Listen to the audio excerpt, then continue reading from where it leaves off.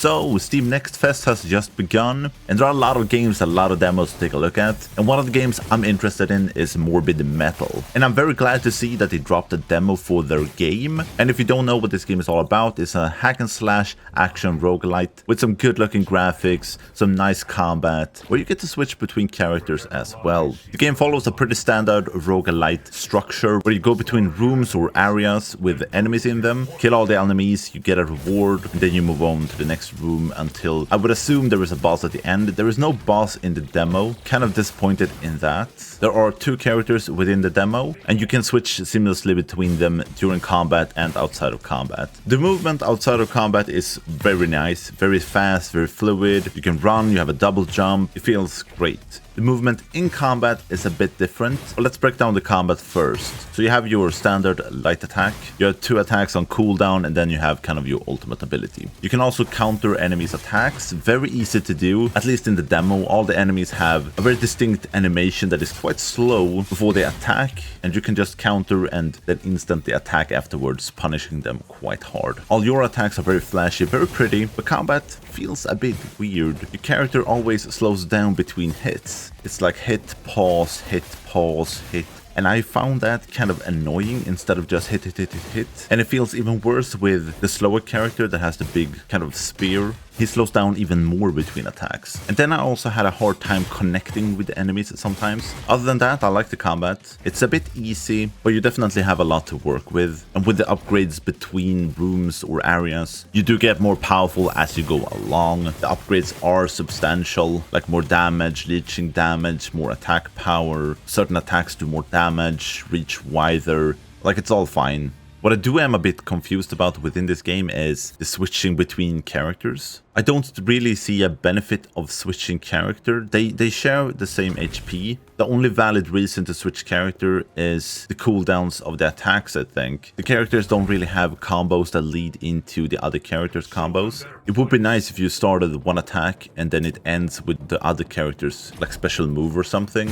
But you're fine playing the entire demo with just one character and never switching. It feels kind of weird the game not emphasizing you switching characters more often or reward you for switching characters more often. Like on a boss, I could see you wanted to switch more often to use all of your attacks. And especially in the full game when you have 4 characters within your roster. So I think they should make some changes here to at least make you want to switch characters more often. Then the combat also has this scoring system, much like Bayonetta or Devil May Cry, where you get graded on your performance. And I think that's fine to have in a game like this. Personally, I'm not very interested in perfecting the score in each encounter. Like, I'm more interested in the challenge of making it through the game, clearing the bosses. If I get graded A in this encounter and C in another encounter, it doesn't really bother me. And then we have the style of the game. Holy shit, this looks amazing. Trailers and pictures of this game before I even tried the demo looks amazing. And I was a bit skeptical if it could live up to what they've shown, but it definitely does. They've done a great job with the visuals. And I had no performance issues with the game at all. Very fluid, no stutters or bugs or anything like that, at least for the demo. The demo is very short.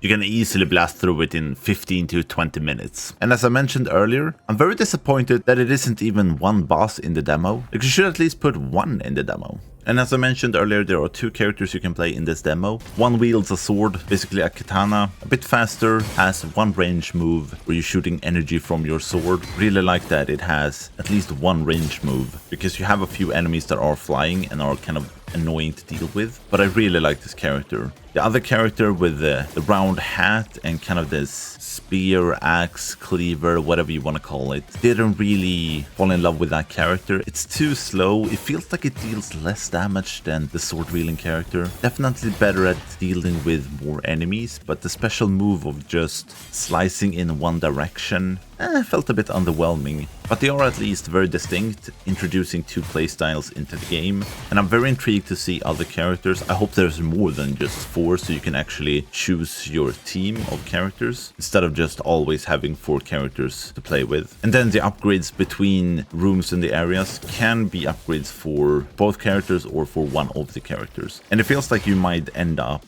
not upgrading all of your 4 characters because 2 of them is better, you like 2 of them more. I don't know. I do like the idea of having several characters, just like most gacha games these days, where you can switch between the characters on the fly. But it feels more like an afterthought in this game rather than the core of the game. But we'll see, it might make more sense in the full game. I did play the game with a controller. I definitely recommend it. I think controller is always superior in these types of games, and especially with the ability to lock on the camera to the enemies. So give this a go if you're interested, or wait for the full game. But I must say the demo got me more interested, more excited for the full game. So I will buy that on release date 20th of August this year. Thank you so much for watching. Have a great day, and I'll see you in the next one. Bye.